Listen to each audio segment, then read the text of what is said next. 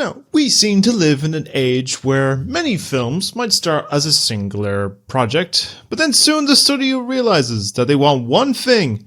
We've got to have money.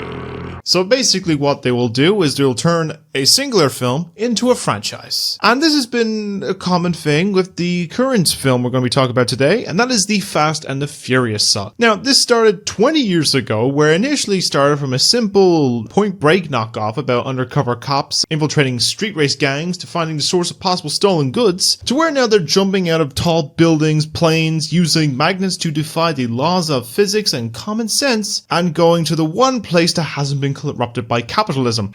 Space! Well, now, this series has advanced to even where even a spin-off has two big muscular bald men fighting a advanced super soldier. But personally, I felt this series should probably ended maybe on a high note back in the 7th film, but here we are now talking about the 10th movie in the franchise, the mainline one, Fast X. And while I also say this, should have been called Fast at 10 Your Seatbelts. You had the perfect name there, and you didn't go with it. Anyway, this is in the same instance where in this universe we have a lot of bald men, we had beef with people, there's producers, all sort of shit. And even the most common logical sense that in the most recent, the previous film beforehand, was that John Cena is apparently Vin Diesel's brother in this universe, but what do I know? Anyway, this newest one we're going to talk about today, the Fast X movie, is apparently the first part in a 2-part finale. Or unless what going on Vin Diesel's been saying is that it's supposedly now a planned trilogy. This series will never end, I will tell you that. Anyway, I'm going to emphasize now that we're going to get into the question, is this movie good? Well, to say anyway, it is an improvement over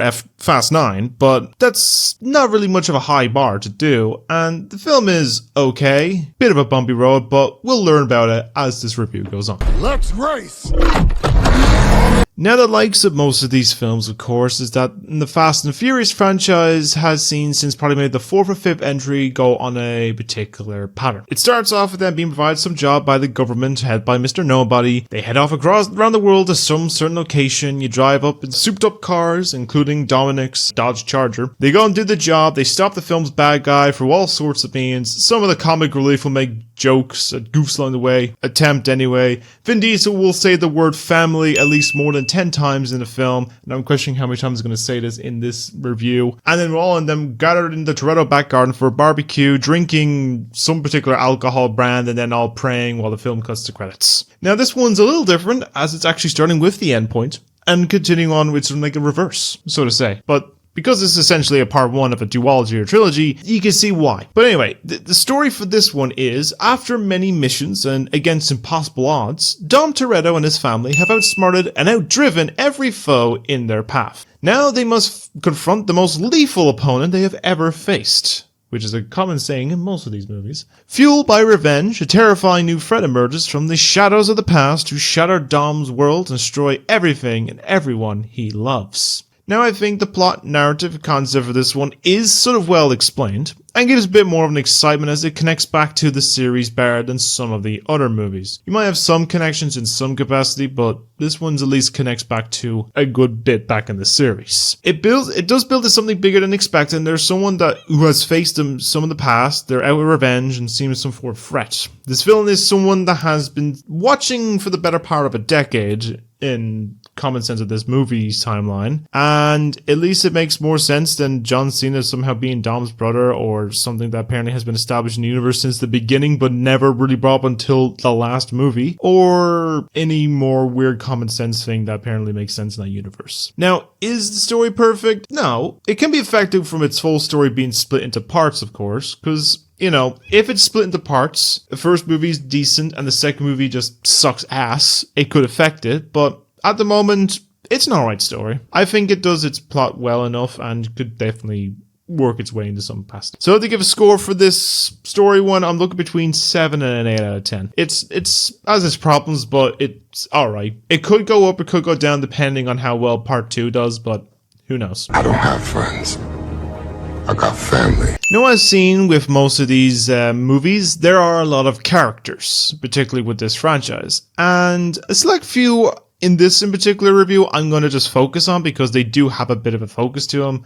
and then bundle a good portion of them into side characters, because there is a bit of a hit or miss thing with these characters in this particular movie. So let's just get on to it then, with all these characters. So let's start with the poster boy for this series, and that's Dominic Toretto, or Vin Diesel. Now, he is probably one of the 2 or 3 characters that has the most to do in this movie, and is the reason for the vendetta of the main antagonist of this film. Now, he does try his best to do what's right for his family, but he may be a bit too over his head from this particular mission, but he is the one that does majorly drive the story along, while others are kind of like on a side quest. He does have some of the more compelling scenes in this film, and is probably the most entertaining, well, second most, because we're going to talk about the real highlight of this entire film. And that highlight in particular is our main villain, and that is Dante Reyes, who's played by Jason Momoa. Now, he's an antagonist that has long fought out his revenge against those that stole his fortune and killed his father and his family, and seems to have it all mapped out and planned out how he will destroy Toretto and his family.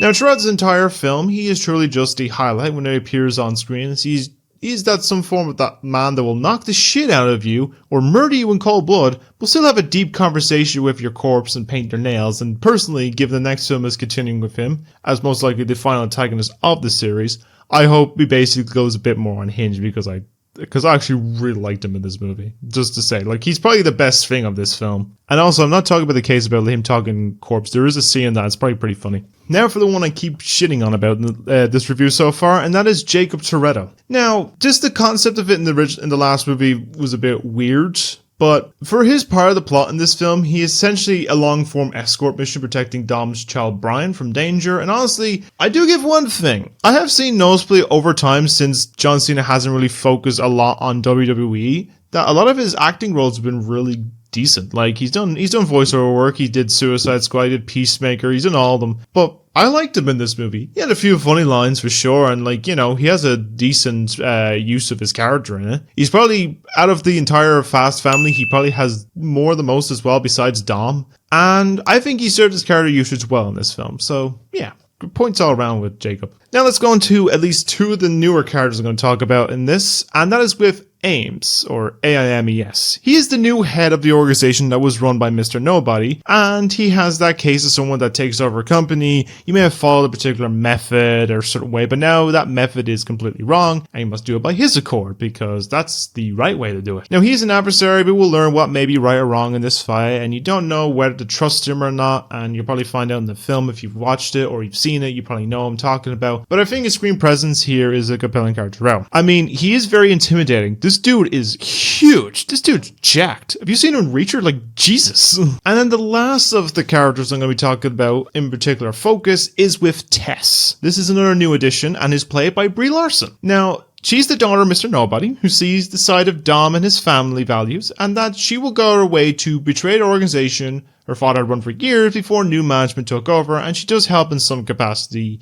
in certain moments. She does have her moments to shine. She is not really in it much, to say the least anyway. She does have some moments, but I'm sure they'll probably bring her out more in the next movie, so to say, and I feel maybe they're just trying to avoid any like, kind of backlash that Oscar winner Brie Larson got because of Captain Marvel, but we'll probably get more focus with her in that film when it comes out, and I will do a review whenever that comes out. But in here, she's actually pretty decent, and I'm sure she'll probably play more of a part in the next movies, hopefully. Now, this is where I bring up the rest of the lineup. And honestly, they feel wasted in this movie for me personally, as throughout this film, they really don't help much in terms of plot, as Ramsey, Tej, Roman, and Han really kind of go on some weird side adventure. Most time it's attempts at comedy with Tej and Roman are not really all that funny. And the only one that makes the attempt with moving the story along is Ramsey, or Natalie Manuel's character, so to say. Jason Statham's Deckard Shaw is kind of advertised in a bit of this movie, but he's in it for a duration of about 3 minutes. Essentially, the extended scene of the post-credit scene from Fast 9, and felt kind of wasted to use Jason Statham like that. I'm sure probably they'll bring him in the next movie, but I have no idea. He did get some decent fight scene with Han against some armed forces, so there's that. Now for Letty and Cypher, most of their scenes is trapped in some facility. They don't emphasize where until later in the film. They have some fight and then magically make up, and then they need to figure out how to escape a tundra, so they're kind of wasted. They're probably going to emphasize them more in the next movie, but who knows. There is use of one new character I forgot to focus on, and that is Daniela Melchior's character of Isabella, who does help with the plot points and does get herself involved to a certain degree, but I found it fine enough, and I'm sure they'll probably use her in the next movie. She's not in it much, but you get the gist of it. Now, they could all improve in the sequel or just laying the groundwork for that, but as things stand, a lot of the regular characters were not really used well, and hopefully there's a reason for it in the next and possibly final part that they actually have some use to it, or else it's just going to be disappointing. Now, the score of the characters, I'd give it probably around a 6, maybe 6.5 at a reach, but that's basically it.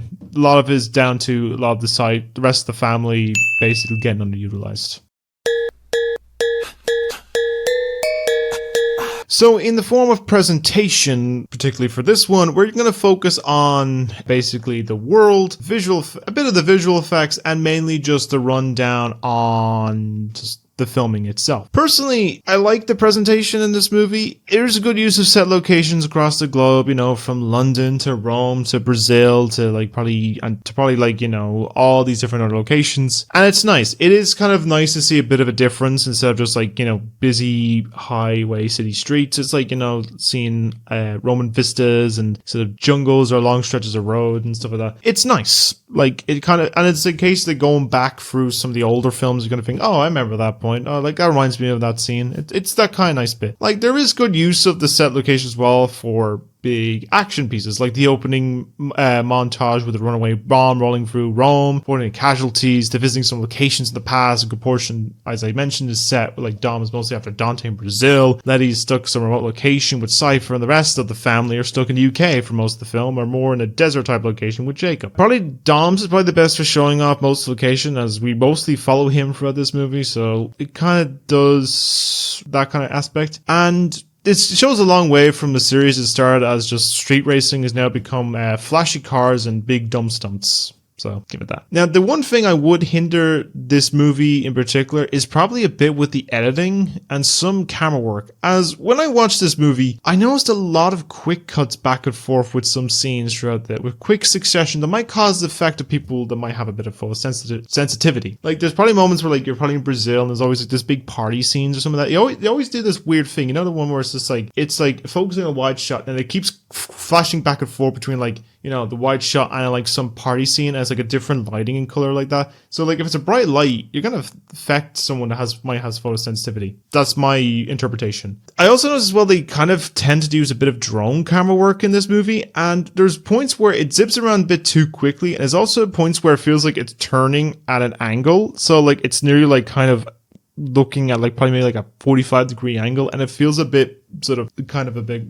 upsetting stomach. It can be disorienting. And, it's also points where I see a bit with pacing issues. I did notice this when I watched it, is that a lot of the movie probably at the beginning goes by very quickly, and there is points throughout that it does show it as well. And I feel with editing choices, it also shows a bit of pacing, but honestly, I think, it's not throughout the entire thing, and I question what's going on because it doesn't give you much time to talk about it. It does bring a question that if a film that has $340 million in a production budget to make it from getting overblown in production, because I think it started at a small point and they added about 100 plus million onto it. There's some concerns maybe brought up for it, but hopefully this could be fixed in the sequel, so we'll see what happens. Presentation wise, I'm going to give a 6.5 to 7. Kind of around that point. I'll probably decide right around the official review point. Thing about street fights,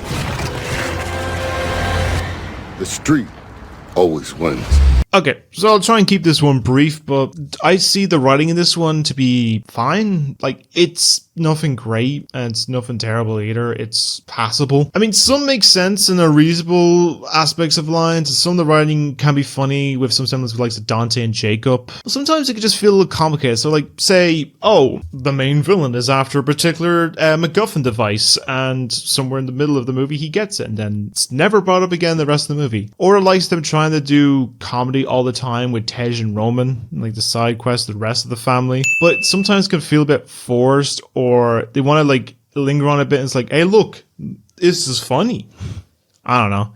I'm not a writer, so I can't really emphasize on that much. Anyway, but there are several points and moments that I feel, it's reasonable. Like, I'm not, like, you're not expecting it's going to be a deep level of writing for an action film that has, you know, cars going to space or anything. Like, I mean, probably the most of the vocabulary in this series is family. And what I've read for this movie, the word family, and I think I counted it, there's 27 times of the use of that word in the entire film. And I think collectively, the word family has been used 56 times so far in the entire franchise. The only movie I think that hasn't used it, I believe, is the second film.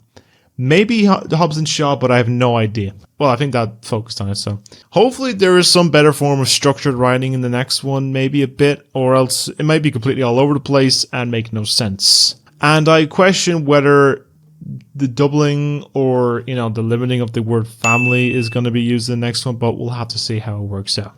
Writing in this one, I'm going to give between 5.5 and a 6. Like, it's better than that. It's better than the middle ground. It's slightly improved, but it could be better. It's about drive, it's about power. We stay hungry, we devour. Put in the work, put in the hours, and take what's ours. This one's also going to be pretty short as well, but the likes of the music for this movie, it's not bad, and the music does work well enough. Like, this is also the second time when we talk about the composer of this movie this year, and that is with Brian Taylor. As I already talked about him in my review for the Super Mario movie, he did the music for that. And I will say, for what it's worth, the music for this movie, he does a good job with it. He does set up like good music for the, like, you know, action scenes, somber moments, kind of all that stuff.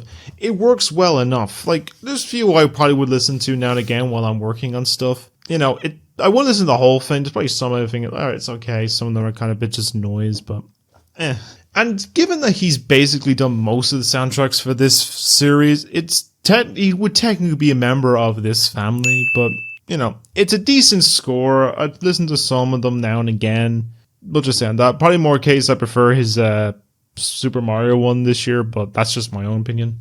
But to score this one, I'm giving it a 7.5. Like, there's good music in it. Some of them kind of are alright. Like, it's not the, like, most outlandish of scores for music, but you get the gist. I'm just playing. You better hide that big ass forehead. Now, like with any form of media that I'm going to be reviewing or talking about, there's always going to be some form of critiques I have of it. And to better explain each section as to what I would have a critique on, then they could fix up in the supposed finale. Right, start with story. Now, I won't go too much flack on this section, as it could be better fixed with the rest of the full story in the second part or the possible conclusion of the trilogy, depending on whatever one it is. So, unless the next one is also good to say, then it could help. It might help it keep it the score, or might improve it slightly. Or if it's bad, it could go lower. That's really much the case on that. Characters. A lot of the characters that would be a focus in the other films are really sidelined in this one. The only ones that really have a major focus is mainly the 5 I talked about, in particular with the family of Dom, Dante, Jacob, and that's pretty much it. If it's improved with the characters in the next part, it may help the chances, but that right now is the major problem where the rest of the cast are kind of underutilized in this film, so there's that. Right, presentation, mainly likes of some editing and pacing issues, as sometimes it goes too fast, you don't have a moment to process what's been shown, and some editing if it feels a little bit too quick, or might have, you know, the whole flashing thing, whatever. You know, if you slow it down a little bit, easing the camera styles, you might have a better attention that might help people focus it more and get an idea of the story. But I think writing, it's alright to some degree. It needs a bit more better tone balances sometimes with serious moments and moments of levity, as writing feels a bit forced with some characters but works with others, and some elements get brought up at first and then never mentioned again. That's really it. And as I mentioned, questioning whether the amount of the times the use of the word family is reasonable in this series, but we'll have to see. And the music, just some music tracks are alright, some are good. Makes it not overly terrible. That's pretty much it. That's all the critiques I can have of this film. One last ride.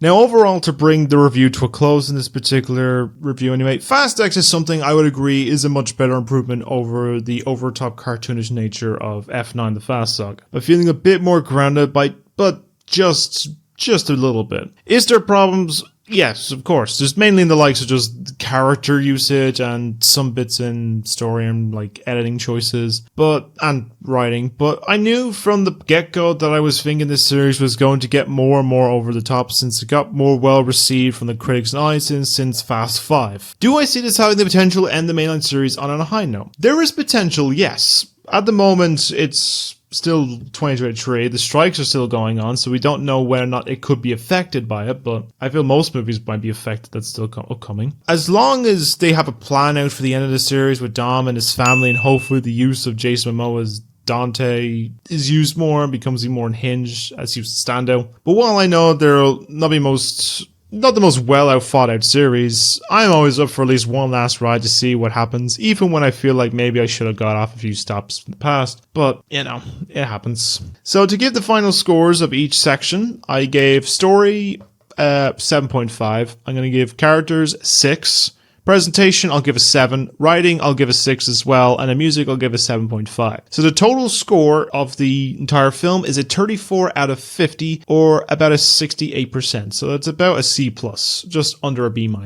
And as for the total number of times I've used the word family in this review, I'm just going to flash up there because I need to actually go through this video and recount all of it, but I will probably put it up there. Yeah, I've used that word a bit of the time, and I'll probably use the same amount in this movie. I have no idea. Now, if you enjoyed this review, then why not comment below on your thoughts, and if you've seen this movie, what you think of this film, what I might have gotten right, or what you might disagree with on my review on this, as well as your opinions on the entire Fast saga, and how do you think this series is going to end. Do you think it's going to end decently, or do you think it's going to end in a big ball of fire? Let me know what you think of it as well down below. I'd love to have a conversation with all of you.